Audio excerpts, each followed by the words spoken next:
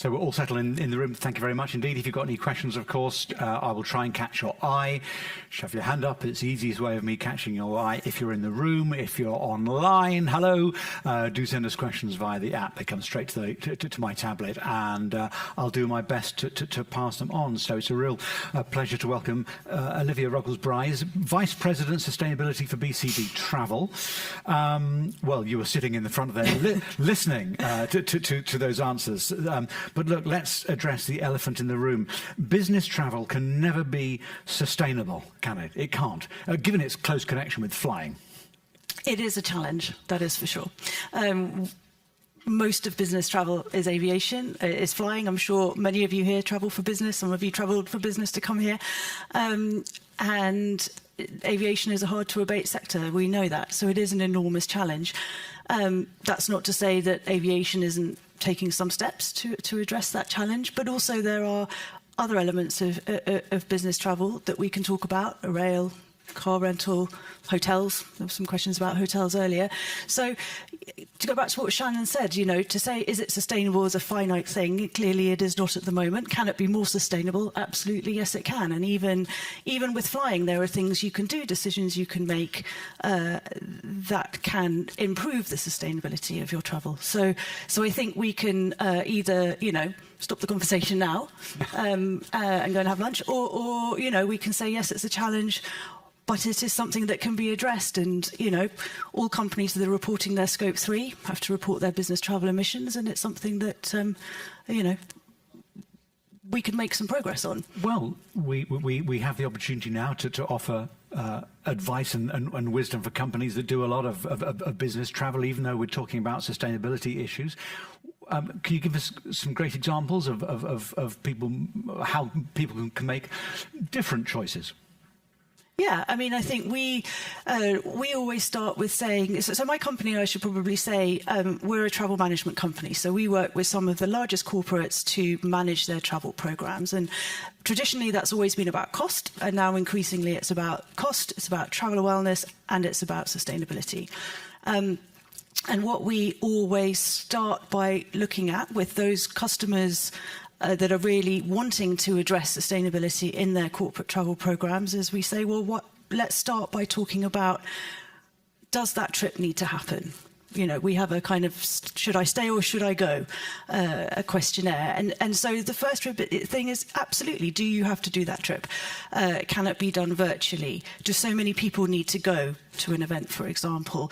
Can you combine multiple trips into one?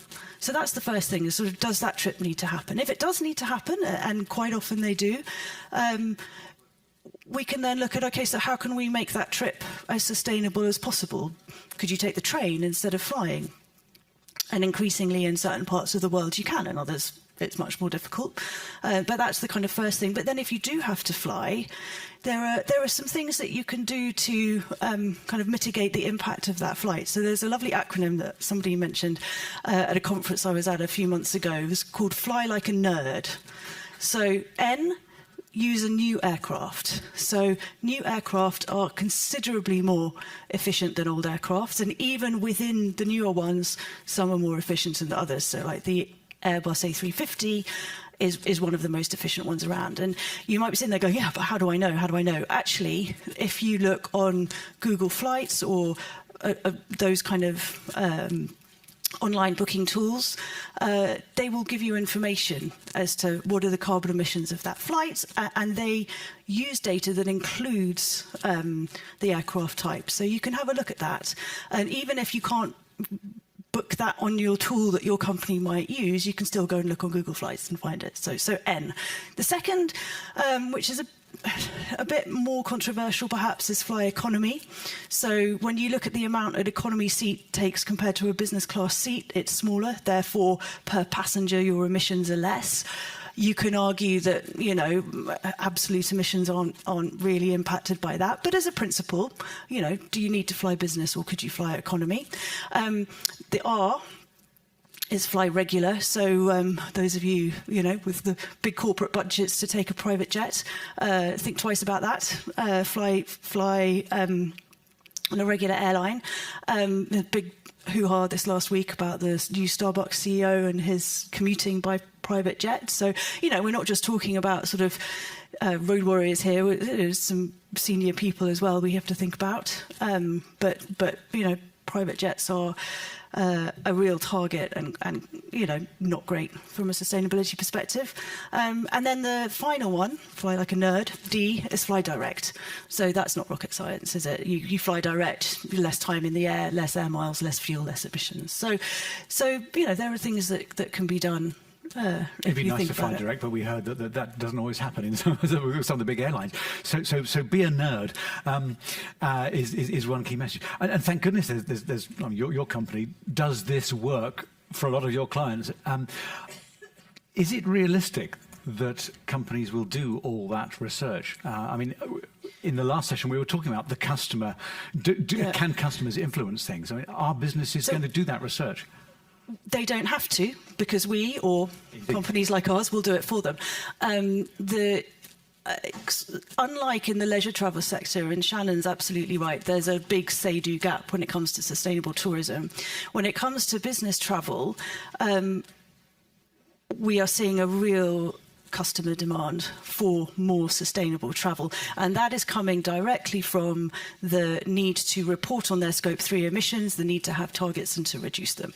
Now, am I saying that every company in the world is on a fantastic sustainable business travel journey? No, but we are seeing a core coming from Europe initially. CSRD has a lot to do with that.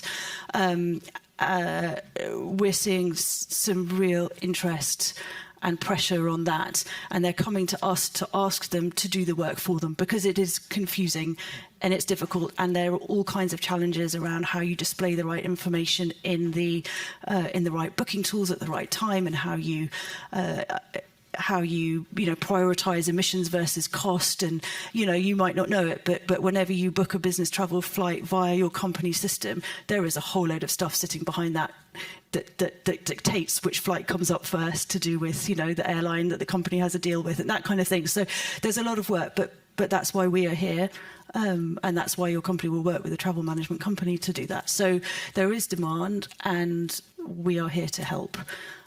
Okay, I have your questions ready in just a sec, but I wanted to pick up on something you said, talking about the burdensome, no, I shouldn't use that word, the European regulations, which are here and which are coming, are either a burden or opportunity for a business. And earlier on stage 2, we were discussing the European regulations, and what you've just described is a real opportunity driven by these regulations to decrease your costs and choose a better way of travel. And you're actually seeing that generated from business. Yeah, absolutely. I mean, I think I'm sitting on when I look at this with my client-facing hat on, it's a huge opportunity. When I look at it from my day-to-day head of sustainability hat, it's quite burdensome. So, you know, but it is having an impact, and that is a good thing, and that is a good thing for sustainability. And it is, you know, forcing companies to think about what they can do better. Surely. Well, I'm sure that everybody in the room and watching online, I'll put my hand up as well, is guilty of travel. We've got to do it, and we've got to accept it and minimise it. But have you got any questions from your personal experiences or from your companies we'll just bring the microphone to the front.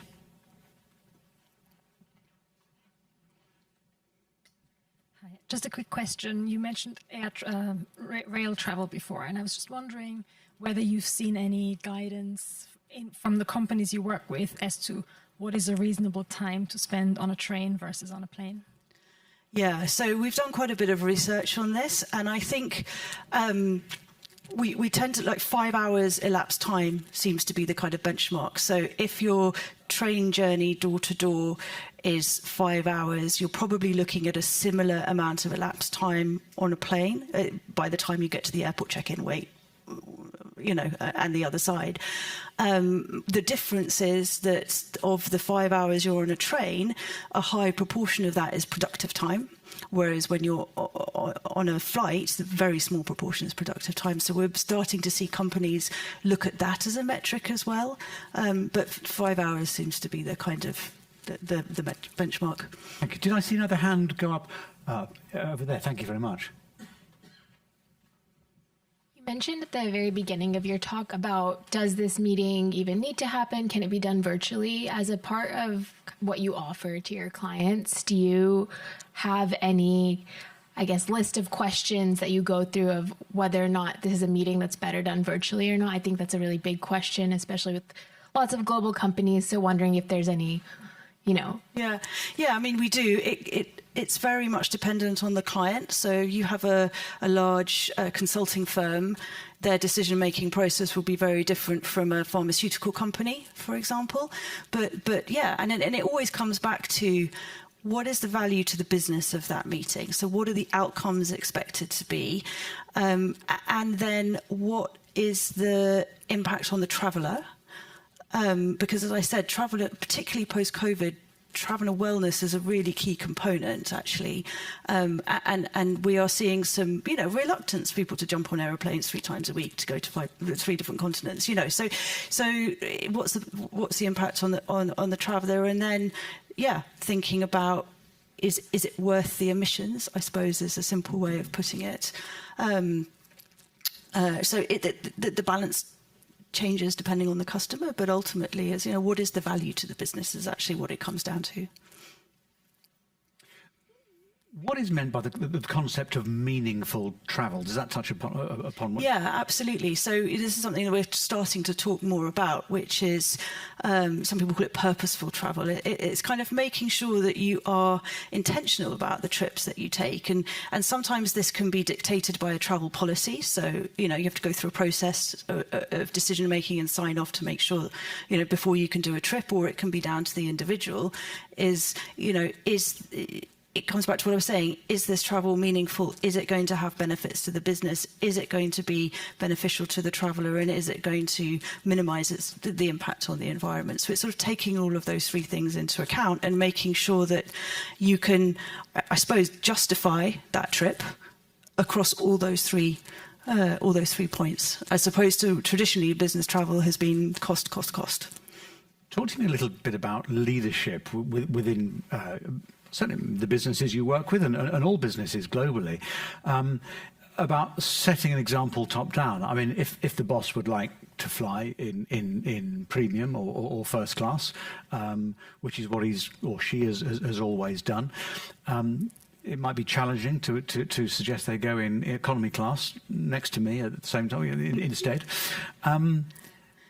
So how important is leadership to change the mindset of business travel? Yeah, it's really important, because I think particularly in business travel, it's something that leadership tends to do, and is quite visible in.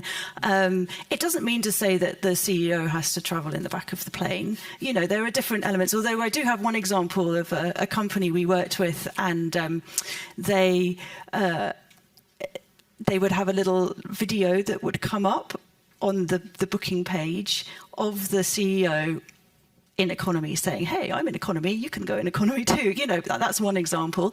But you can also, I think there's behaviour, but then there's also the tools that leadership is willing to adopt to drive more sustainable behaviour. So we're increasingly seeing carbon budgets, for example. So you don't just have your financial budget per department for travel, you'll have a carbon budget. And that tends to only work if it's top down, and certainly if leadership is also seen to be kind of working within a certain budget. So, but it is really important because travel is so visible. And one of the things that we find is actually a driver for looking at sustainability in business travel, even in companies where business travel is a very small part of their scope 3, is that actually it touches a wide population of their employees. So it's a good way of engaging employees in sustainability in something that they can actually have a stake in. It's quite difficult to engage the workforce broadly in supply chain management, that kind of thing. But if you have a lot of travellers, they can all play their part. And conversely, yesterday on Stage 2, we were talking a lot about a bottom-up drive within companies to be more sustainable, to introduce more and better measures and be more effective. Do you see that as a driver changing business travel? Are they able to influence the way a company Yeah, we do get some vocal individuals that will, say, hang on, why are people getting the plane from Paris to London? And they will raise that. And I would say that's relatively few and far between. And in business travel, a lot of it is coming top down. But sustainability in general, and particularly the issues around flying and sustainability are quite, particularly in this part of the world, discussed quite often. There's some media coverage. There's, so there isn't an awareness, and we do see that bubbling into business travel in some cases. And so if you're making your own decisions about to influence your choices. And you talked earlier about Googling, the newest plane and what have you. Where can you get the right data from? How can companies approach getting the right data to make the right decisions that will inform the right choices and, of course, absolutely help their reporting? So I would say that, there's this is getting a bit technical, but there's sort of two approaches to measuring carbon emissions with flying, with aviation. One is sort of standard emission factors based on distance, and they are published. The ones that are mainly used are published by UK governments. There's some other ones by ICAO, which is the International Civil Aviation Organization.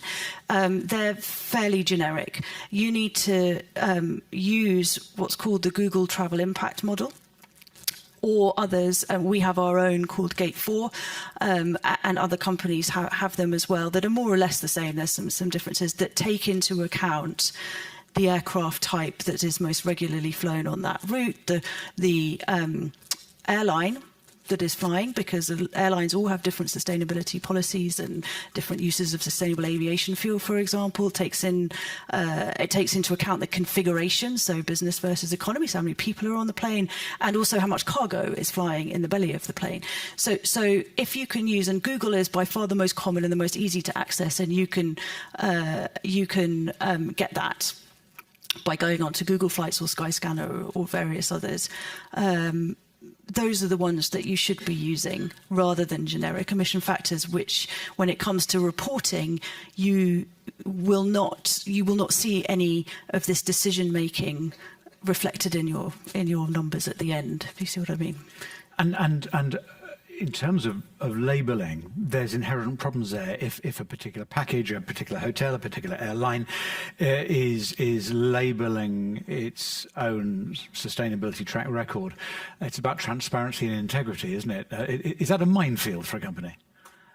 Yeah, I mean, it's different for airlines from hotels. So airlines have got into all kinds of trouble for green fares or sustainable this, so I would say I wouldn't pay too much attention to that. Just look at the flight you want to take and, pick the one that's best, because it will vary depending on the route and the time of the day and everything.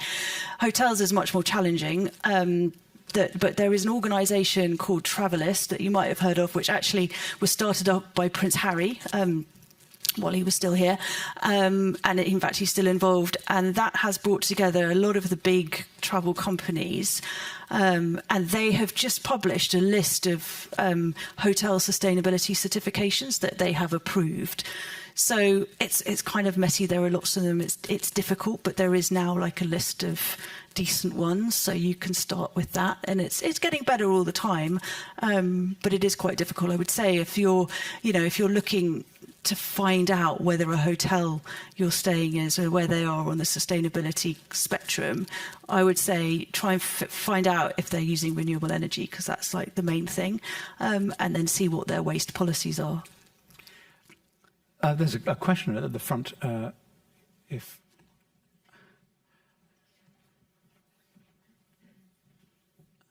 Thanks very much. Andrew McIntosh, Aberdeen. I was just wondering, when we're talking about reporting, what statistics can you provide an organisation that's using you around the travel choices that have been made by the people that have booked? So, for instance, we've got a lot of people who fly for business. If they are choosing newer planes, or they're flying economy, or how much actual kind of data can you provide a customer based on what they've booked through you in terms of those choices? We can get pretty granular. Whether we can get into actual individuals, I think in some cases we can. It depends on how much data the customers willing to share with us. But we can get, I mean, we have, I mentioned we have our own methodology called Gate 4. We have a consulting group that sits within our company that have a real specialist in this, and they have amazing dashboards and analytics and stuff. So, you know, if the company's willing to pay for it, then we can get really quite granular and look at who's doing what. And, you know, we can analyse the most polluting routes, for example. So as BCD Travel, with our internal business travel, one of our most polluting routes is Singapore, where we have a headquarters, to Colombo in Sri Lanka, which is not very far, but you know, it is quite polluted. So we can look at that, and then we can see how we can make some decisions around that. So there are ways and means, absolutely, to get really quite specific about the strategy. Thank you. I saw a hand at the back as well at the same time. So there we go. Hi, AJ from Hoxa Investments.